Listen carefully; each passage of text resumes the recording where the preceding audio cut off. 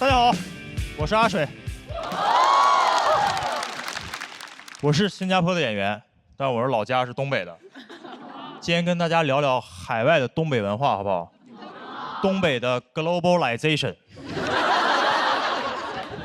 新加坡有很多的中国餐馆，越来越多。这中间东北餐馆是最受欢迎的，而且最好辨认，因为我们东北菜就是食材和做法全都告诉你。尖椒干豆腐，小鸡炖蘑菇，铁锅炖大鹅，呀，所见即所得，是吧？你们听到东北菜名，你可能不喜欢吃，但你至少会做了。你们知道乱炖怎么做吗？你们知道冻梨怎么做吗？这考你们南方菜。知道佛跳墙怎么做吗？我不知道，后来我查过，乱炖。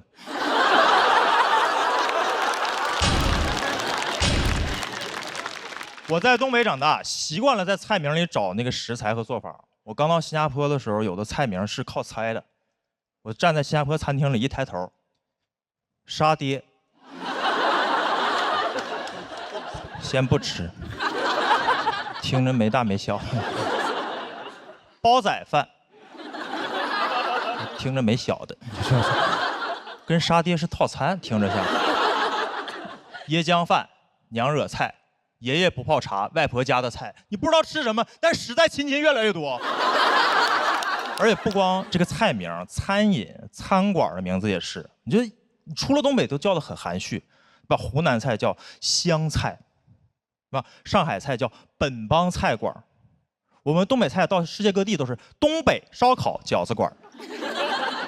东北人就不擅长起名，我老家中央有条大街就叫中央大街。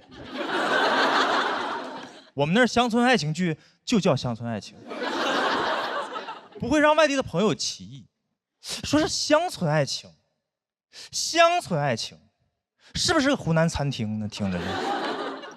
为啥这么直白呢？就是北方人有点好吃的，他就是很巴不得你快点吃，所以选择直白，不会修饰，你懂吗？我每次回到我东北老家，我妈就是惦记让我吃东西，我不吃都不行，每天早上都是。儿子醒不醒呢？儿子醒不醒呢？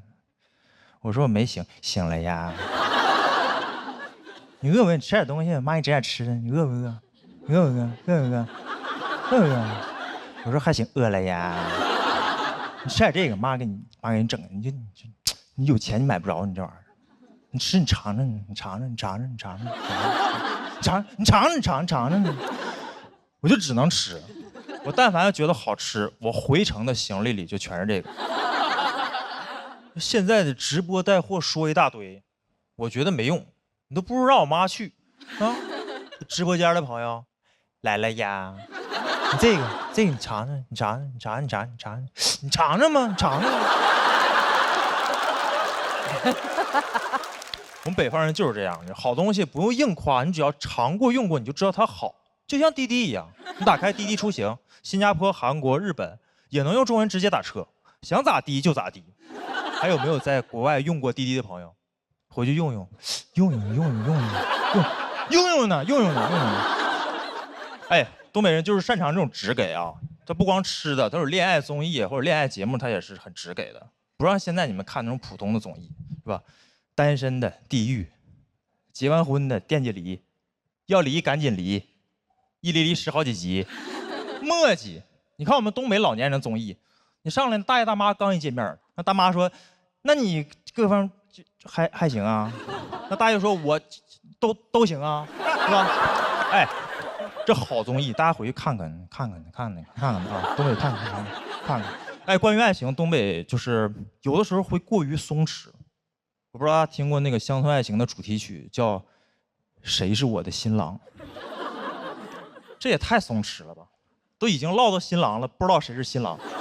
我每次听这歌都有画面感，我每次听这歌都感觉是彩玲姐唱的，对面站5个小北，你说谁是我的新郎？啊，就是这种松弛。我把这个歌也给我的印度朋友听，我一直在想这个新郎是谁，直到我在新加坡给印度朋友听，我那印度朋友说我们印度有首歌叫《新娘嫁人了，新郎不是我》。这两歌不光歌名能对上，这俩歌好像是一起写的。就都能一起唱。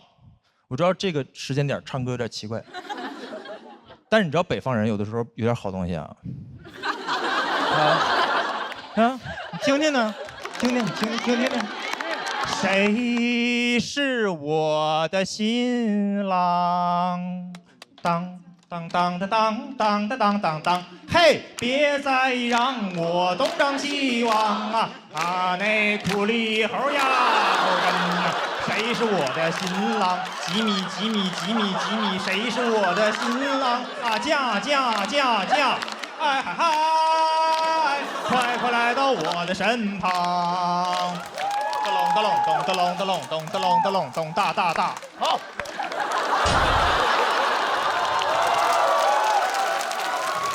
就用这种祝大家婚姻幸福，爱情甜蜜，常来东北。我是来自新加坡的阿水，谢谢大家，我是阿水。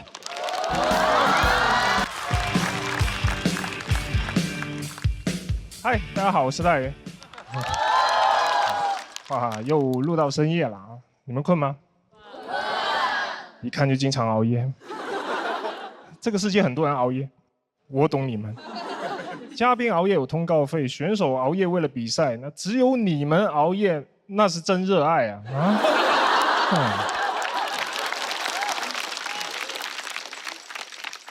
我自己就经常熬夜，因为又要当演员，又要经营俱乐部，这特别忙。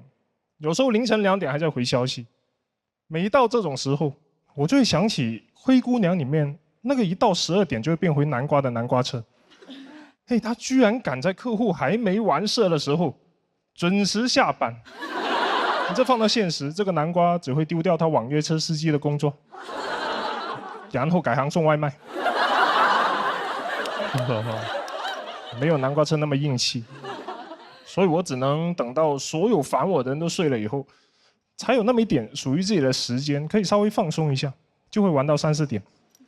我当然知道早睡很健康，但是不开心；熬夜很开心，但是不健康，很矛盾。我到底是应该身强力壮的抑郁，还是活泼开朗的猝死？我感觉身体跟灵魂总有一个快要上路了。每天熬到3、4点，现在作息非常的规律。有时候2点困了，我都劝自己，怎么这个点就不行了？再坚持一下，床头柜刻一个碗字。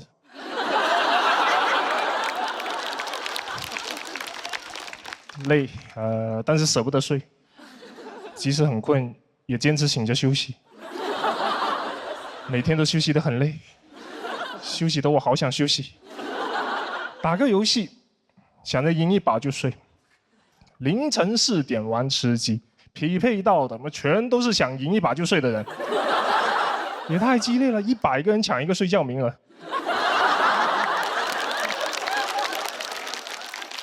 还没吃上鸡，鸡都开始打鸣了。看个电视剧吧，这一集不够精彩，不过瘾，得再看一集。这一集很精彩，等不了了，更得再看一集。连续剧不就得连续看？好不容易看完35集的《长安荔枝》，终于上床了。短视频又来找我了。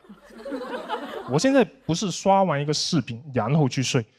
我是在刷一个视频过程当中睡着了2、3次，我才会睡。我都不是睡过去的，我是晕过去的。刷到美一谈判，特朗普不同意，但是我点头了。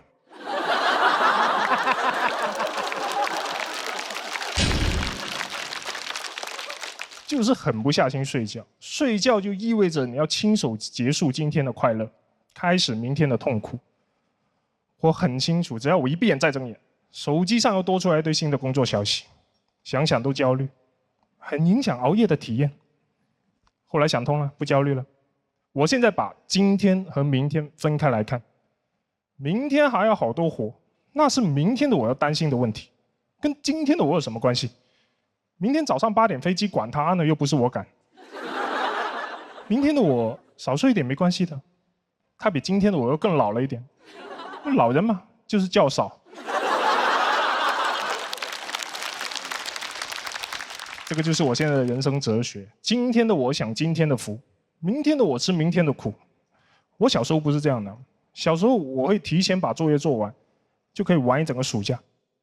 但是现在我提前把工作做完，我就可以做更多的工作，它没有尽头。还买什么走步机？人生就是一台走步机。成年人是没有暑假的，我的暑假就1点到3点，没有 gap year， 只能 gap 1夜。你知道弗洛伊德把人分成本我、自我和超我，我现在把我分成昨我、今我和明我。昨天的我没有完成任务，今天的我指望明天的我，明天的我说人呐、还是要靠后天努力。谢谢大家，谢谢大家。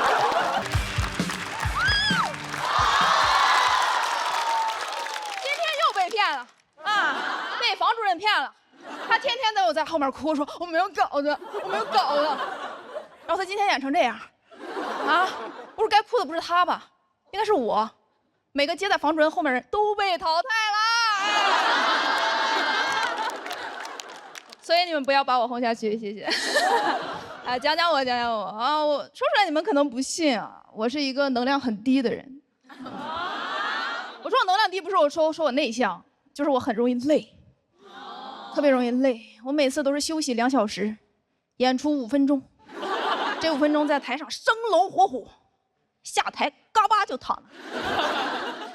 但是我有一个跟我完全不一样的妈妈，我妈能量超级高，她精力超级充沛，我俩完全不一样，我俩处理问题的方法都不一样。我妈处理问题的方法就是干就完了，我解决问题的方法就是死了得了。所以我完全不懂我妈，我完全不懂她，但是我能理解她是怎样形成这样的性格的，跟她的工作有关系。她是一名小学的班主任，她有一个偶像，叫李云龙。她的教育理念就是逢敌必亮剑。每个学校都有打扫分担区的活动，我妈的班级如果领到那种特别不好的那种打扫工具，她就会给她的学生们做扫前动员。他说：“我不管你们用什么办法，去给我找工具，哪怕去偷、去抢，我要你们20分钟内把这里打扫干净。”这就是我的妈妈，一个有洁癖的土匪头子。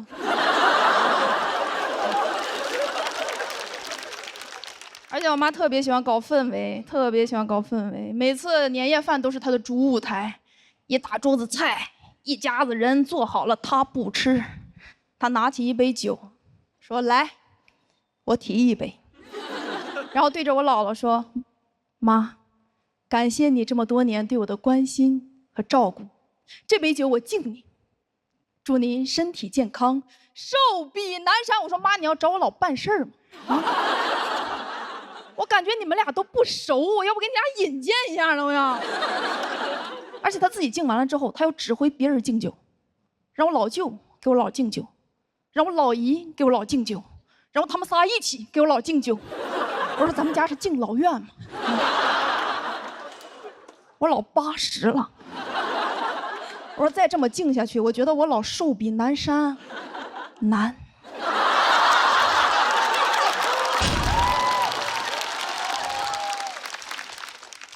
北海北海有老墓碑，起低了。我喜欢。有人喝了，我就跟我妈说：“我说妈，别敬了，我觉得我老脸色都有点难看了。”我妈说：“能不难看吗？你还没给姥敬酒呢。”而且我妈不仅自己搞氛围，她还拉着我一起搞氛围。让我在年夜饭桌上表演节目。你说小时候表演就表演了，长大了也表演。我说实话，朋友们，我的亲戚朋友们平均年龄40、50岁，我学幼师的。我给他们演什么？我说让我看看是谁的老眼睛没有看老师啊！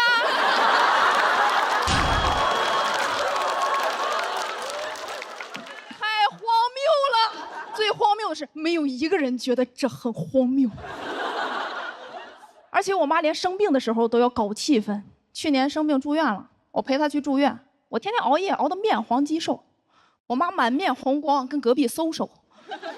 医生进来都懵了，跟我妈说：“你长点心吧，你孩子都病成这样了，你还有闲心跟人唠嗑呢啊！”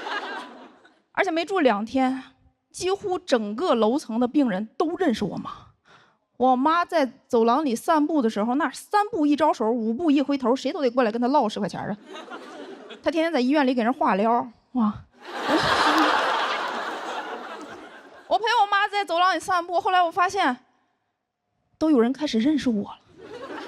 他们指着我跟我妈说：“哎，这个就是你经常提起的那个说脱口秀的女儿，对不对？对不对？对不对？”我说：“我不是，我是德云社的烧饼。”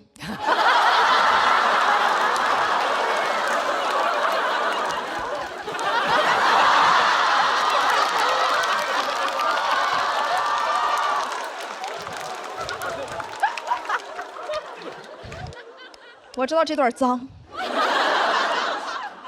但是我喜欢。后来越来越多的人开始认识我了，他们直接都不叫我，他们直接上来就跟我说：“演一个，大方的演一个。”我说：“让我看看是谁的老眼睛没有看老师啊！”荒谬！我为什么今年想上节目？我就是希望以后再有人让我演一段的时候，我直接把这个视频怼到他脸上，就放刚才那一段。这一段，而且这些我都能理解啊，这些我都能理解。我唯一我不能理解的是，我妈她自己做完手术之后，她要操心别人的手术，我无法理喻。就人家有家属，有主治医生，她在那儿指挥人家，说你抬头，你抬脚，你扶腰，放这个床上，运动啊！我那个时候我非常生气，我非常生气，我对着我妈。漂亮！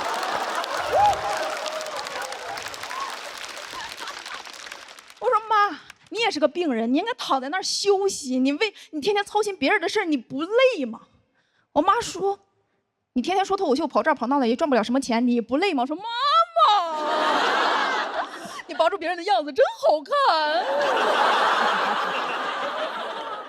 我发现啊，我其实那段时间我整个人都想改变我妈，我想让我妈变得像我一样，就是安静一点，有助于她的恢复。但是后来我发现，我妈住进那个病房之后，整个病房欢声笑语。虽然我还是不懂她，但是我决定尊重她，因为我的愿望很简单，就是希望我的妈妈身体健康，寿比南山。谢谢大家，我是岳明。Hello， 大家好，我是刘仁成。确实压力有点太大了，我最近唯一坚持的事就在朋友圈每天抱怨为什么要比赛，为什么会这么痛苦。前天我又发了一条，说为什么比赛就只让我这么痛苦呢？佳佳您回复，可能是因为你没参加过高考吧。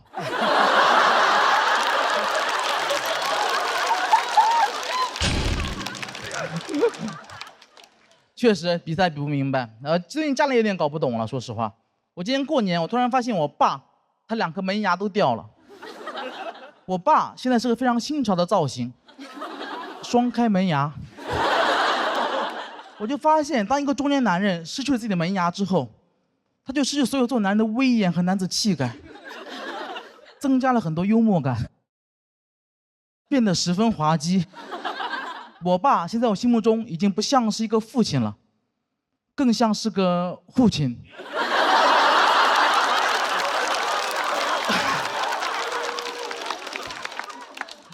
我爸干了一辈子门窗，到老嘴巴漏风了，漏的都是当爸爸的威风。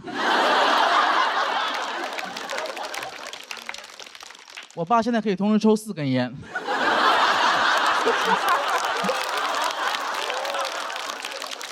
别人抽烟都是散客，他就属于卡座。其实很担心讲这个话题大家不感兴趣，毕竟这个故事有点老掉牙了。但我爸他掉牙原因并不是因为年纪，是因为他的糖尿病的并发症。他糖尿病有点严重了，到一个很难控制的地步了。不知道为什么会这样子，可能是因为他完全没有控制吧。他对待治疗太消极了，他每天只在打完胰岛素后测血糖。我爸，你骗谁呢？你在干嘛呀？你在做数据。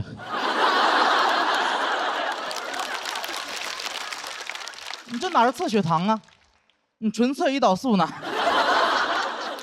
而且你说我爸他不控制饮食吧，他也没吃啥好东西，每天早上起来先吃一盆挂面，用最小的成本给身体最大的伤害。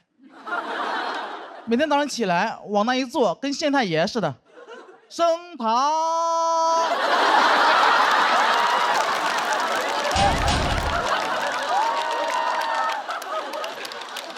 而且我爸他不仅自己早上起来他会喜欢吃挂面嘛，他不仅自己吃，他还特别喜欢给我家狗吃挂面。我特别生气，我觉得你已经因为自己乱吃东西，对吧？已经把自己搞出了一身病了，别给狗也整出病来。我爸说：“哎，别乱讲，糖尿病主要是因为遗传，不是吃出来的。而且人的病，狗怎么会得呢？”今年2月，我家小狗小黑确诊了糖尿病，给我气坏了。我爸，你得选一个吧，要么是你喂出来的，要么是你遗传的。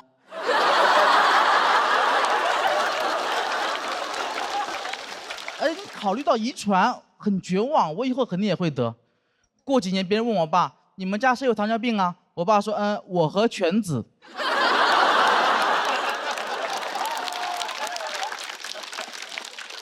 但就像我刚刚说的一样，我现在没有糖尿病。其实这个事也挺奇怪的，因为其实我才是我们家最肥胖那个人，也是饮食最不健康那个人，但我没有糖尿病。你说神奇不神奇？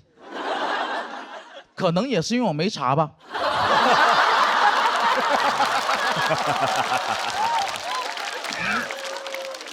这玩意儿你别说，真神奇，只要不查就没有糖尿病。我有点害怕体检，我很久没去体检了。我上次去体检，医生嘱咐我写作业的时候离本子远一点。但这导致个问题在于，我现在很难劝我爸妈去体检。就每当我劝我爸妈去体检，他们就劝我去体检。你们去，你去，你们去，你去，你们去，你去。这么大年纪了，跟我玩反弹。但我真的又不敢带我爸妈我们3个一块去体检，因为我感觉我们这个家庭啊，不能同时承受这么多的打击。你不能把胖子放在一个篮子里面。要是我们家全部被查出糖尿病了，怎么办？家里挂面谁吃啊？狗都不能吃啊。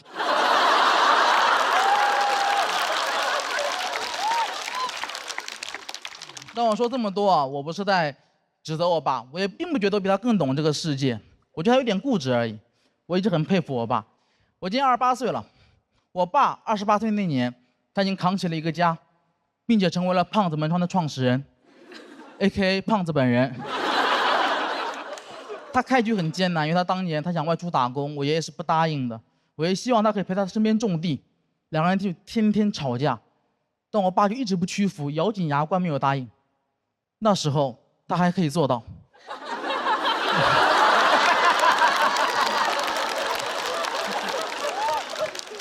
有一天他们吵得特别凶，我爷爷把我爸爸带到一个田里面，挖了个坑，跟他说：“如果你再提去外面打工的事情，今天我就把你给埋了。”然后一脚把我爸踹进了坑里。当时全村都过来看热闹了，也有人在劝我爷爷，但我爷爷不语，只是一味的挖地。这不是一般的挖地，这是道德的挖地。我现在尽量轻松去讲这个事情，但那天对我爸来说一定是非常恐怖且难熬的。那天泥土就像雨点一样不断落在我爸的头上，但我爸还是没有求饶，最后他赢了。2年后，他可以外出打工，临走前，他跟我爷爷说了一句话，说：“谢谢你当年的栽培。”然后才有了后面的故事。他结了婚，有了2个小孩，把整个家从江西的农村带到江苏的常州，一个经济发达、教育很好但足球很差的城市。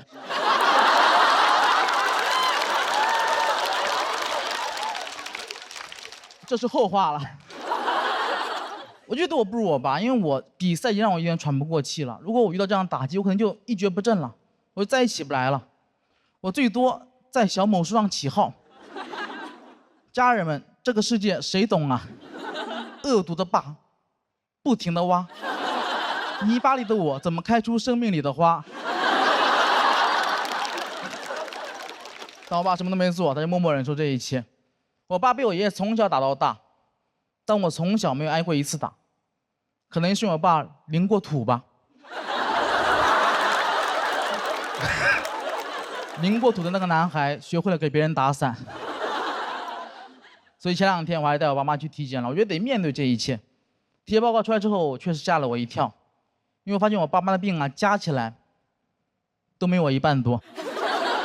哇，比子欲养而亲不待更可怕的事情发生了，子要先带了。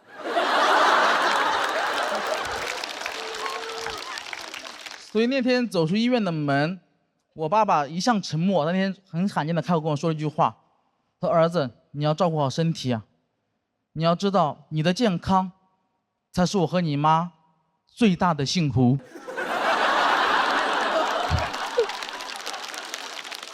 那一刻，炎热的夏天突然拂过了一阵凉爽的风，是爸爸的微风。大家好，我是龙小爸。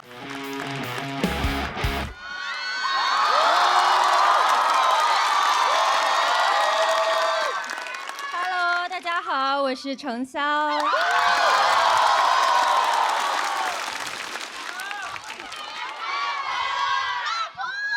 其实我一直都非常爱看我们节目。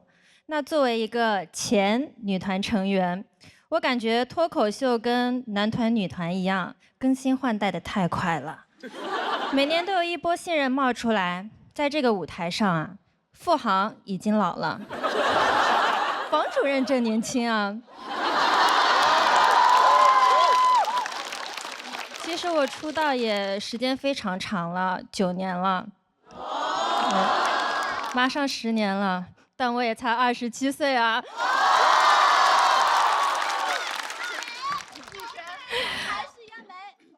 谢谢。我15岁就去海外当练习生了啊。练习生生活挺辛苦的，但我很要强。给家里打电话的时候呢，都是报喜不报忧，因为旁边还有人盯着。我不知道他是会中文还是只会思密达。打电话只说场面话，都不敢讲太私密的。这也就是当年，要放到现在，我妈每周接到一通境外来电，电话那头我跟她说，我过得挺好的，不说了，我旁边有人，我妈都得怀疑，不是要成团吗？怎么成团伙了？那有段时间呢，我也是会有情绪不太好的时候。我也不敢跟我妈妈说，结果我老板杜华姐就告诉我妈了，所以我现在就把杜华姐的微信备注改成了杜比音响。从此之后，我妈妈了解我的方式就是问：小杜，程潇最近怎么样啊？我听说其实很多喜剧演员也有就是很多情绪上的困扰，内心也是非常敏感脆弱的。但我很羡慕你们，因为我有情绪都不敢直接表达，你们敢直接上台告诉全世界啊。后来我也意识到了，告诉杜华姐就是告诉全世界。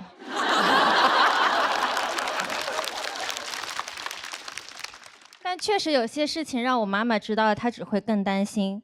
我记得有一次我左腿骨折了，然后我坐着轮椅去面试的中餐厅，他们都说你这样还去啥中餐厅啊？你该去的是中医院。然后都劝我，你就剩一条好腿了，现在得好好休息。我说剩一条好腿了，我才要努力搞事业，万一要是站起来了，谁见了不得说独立女性？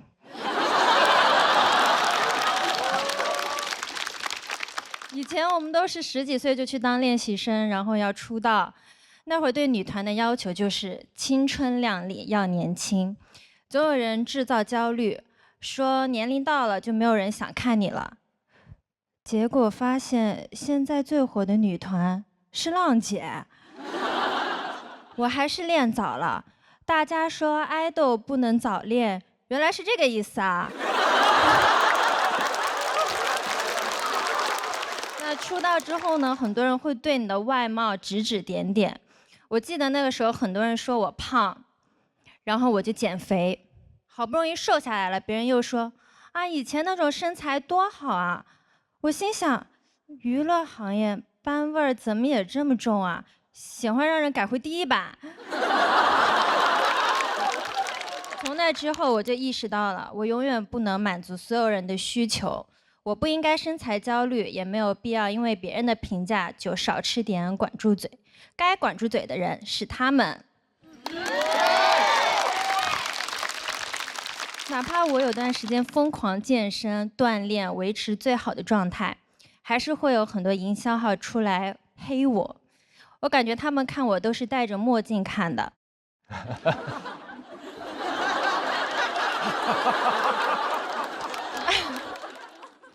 但是现在我看开了，我去户外运动也不涂防晒了，先学会自己黑自己。我的团队说晒黑了怎么办呀？我说没关系，也会有营销号把我从黑的说成白的。我觉得舞台上演员就应该是多种多样的，不是只有唯一解。像脱口秀演员就是高矮胖瘦都可以，这里审美是多元的。你看刘仁成多元啊！最后希望各位演员比赛都加油，能走到半决赛肯定都是很厉害的脱口秀练习生了。赢了当然是好事，输了也没关系，毕竟比赛也不是唯一的解。谢谢大家，我是程潇。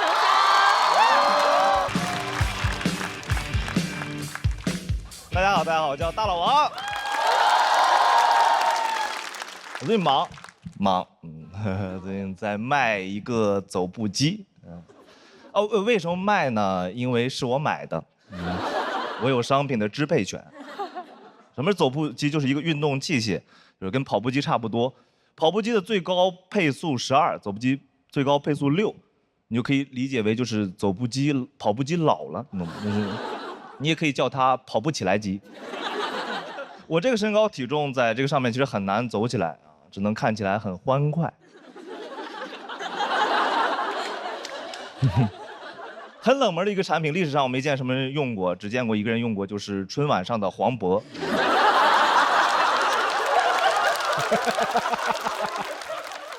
80平米的小窝，还有温柔的好老婆。这就是我现在的风格。观众说我吃了毒蘑菇。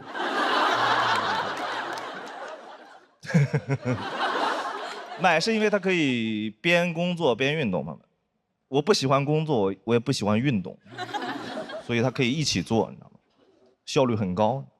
工作时间用来运动，运动时间用来工作，你的1个小时就变成2个小时，1天就变成2天，24小时就变成48小时。所以我今年32，其实我已经64了，还有1年退休。不，其实是半年。抱歉，这一些精妙的逻辑推演。边工作边运动，你们不兴奋吗？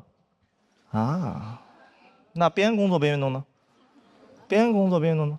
边工作边运动呢？边工作边运动呢？边工作边运动，边工作边运动呢？这走步机的6种配速，然后。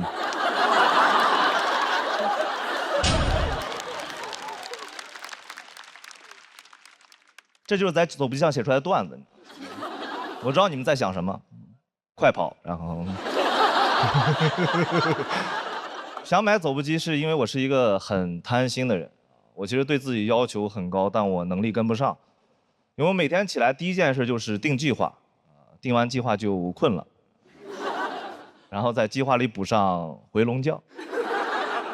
有时候甚至觉得我是不是写啥就完成不了了，是吧？所以这什么是to do list？这不是一个土咚的 list 吗？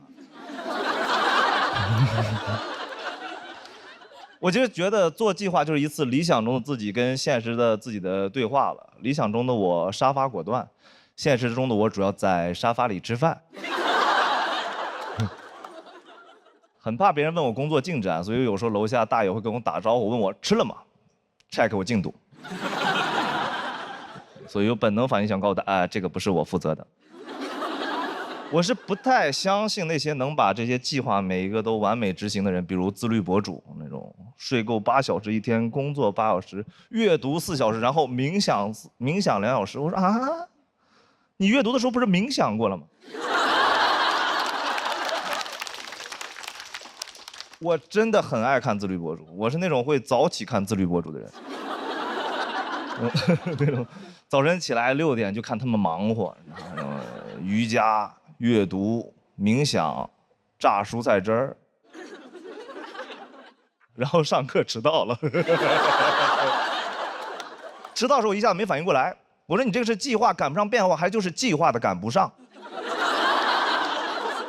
每天其实完不成计划会很自责，你知道吗？但一想，其实大家许愿实现不了的话，其实是不会责备自己的。所以我现在是以许愿的心态定计划。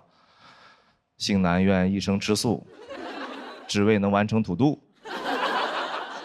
我现在会把我的土度烧给雍和宫，去雍和宫求签，神仙也会很疑惑，说你求的是什么问题啊？土度，哦 ，not to do。怎么现在我这个工作还得普度众生？我说我疯了，你不相信我？现在真实情况就是每天的时间都用来刷短视频，10几个小时在短视频上面。就现在我感觉我这个手机的使用时长呀越来越长，就感觉我这个手机买的真值。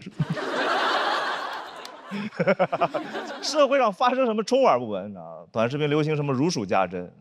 有人跟我说这是信息茧房，我说茧房怎么茧房多舒服啊，那可是真丝的。但是我会想，你说我刷了这么多某音，我就在想，你说我是一个每天10几个小时这种优秀的某音用户，为什么我面试过不了字节跳动？我连走步机都是在某音上买的，你上哪儿找我这么好的用户啊？所以某音就是我吃的毒蘑菇。所以这个世界谁懂？某音懂。你都不懂你自己，某音懂。别的软件还在猜你喜欢，某音早不猜你，某音早知道你是个什么玩意儿的。随便推点什么你都会喜欢的，真的。我现在个人经验是这样，我现在经常通过某音了解我自己，我在利用它，你知道吗？我说哦，原来我是这种人。一个肮脏、龌龊、下流、好吃、懒做的一个想进步的人。谢谢大家，我是大老王。大家好，我叫阿水，我是在新加坡生活的华人，然后我老家呢是东北的，所以海外呢不光有华人，还有华人嘛，华人，对。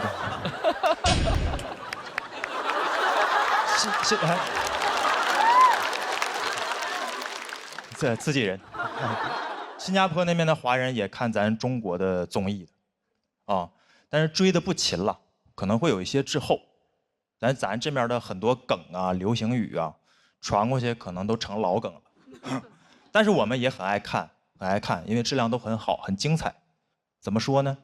奥利给啊，形容一种酷毙了的感觉啊。包括单口喜剧综艺，我看的比较晚。这么说吧。现在海外网站上我看得到的几个国内脱口秀新星，现在他们在国内已经看不到了。他们现在在海外正当年，或者说国外乱了。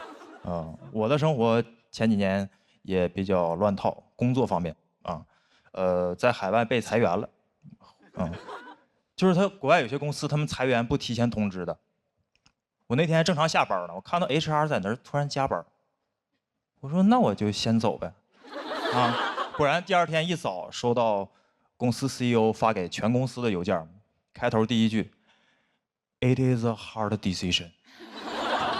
我这一看呀，是来硬的了。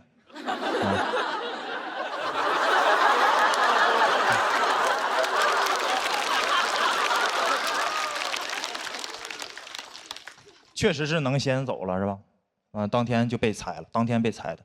跟大家说一下是啥公司吧，就国外那种一创业就要做什么全球化的公司 ，global company， 哪有那么 global 啊？就自己网站做的高大上，啊，贴一堆外国人，4个人恨不得凑7种肤色，那几个人假装对着一台电脑工作，是吧？那个话外音也很应景 ，We are future maker。We are problem solver. We work together because there's only one computer. There's only one.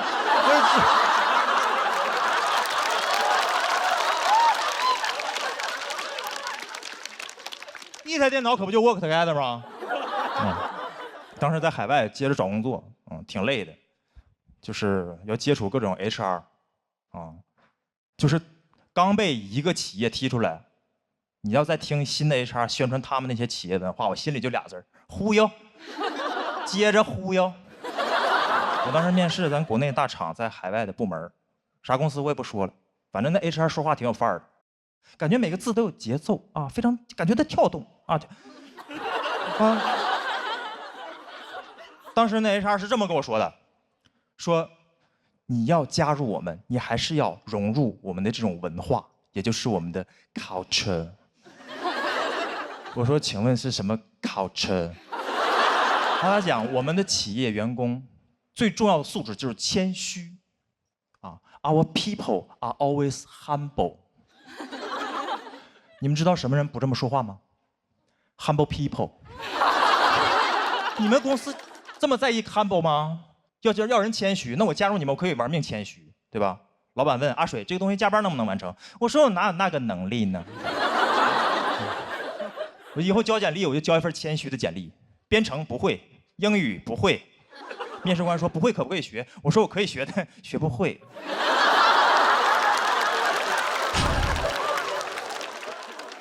我不是说 HR 的工作不好，大家都是工作。我烦的是有的企业他那种拿腔拿调的，就是招你还要教育你那种姿态，啊，就是你也不知道他是在给做公司宣传，还是找你捐钱。那到你面前就加入我们，你得到的不仅仅是一份工作，它是一段 journey， 它是一种 mission and vision， 还是一段 yeah。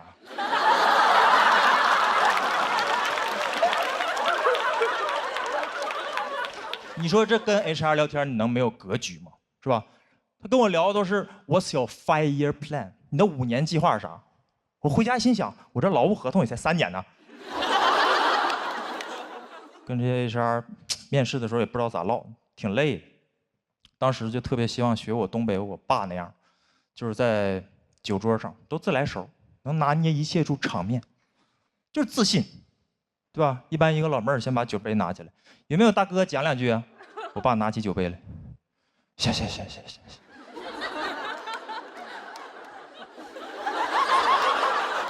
这老妹儿，你把酒杯拿起来，拿起来。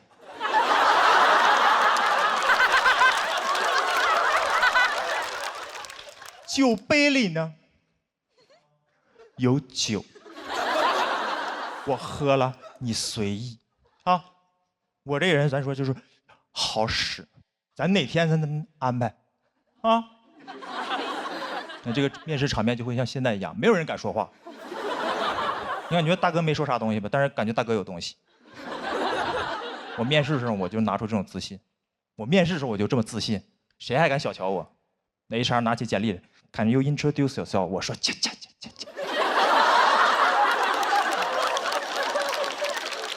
那 HR 老妹儿，你把我简历拿起来，拿起来。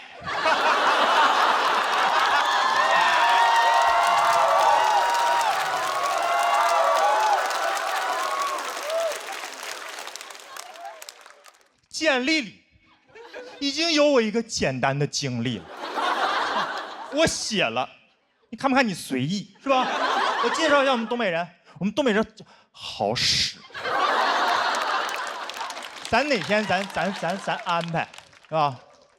外国 HR 听不懂我就给他解释，好使， I'm a problem solver。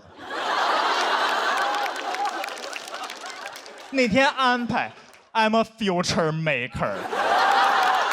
谢谢大家，我是阿水。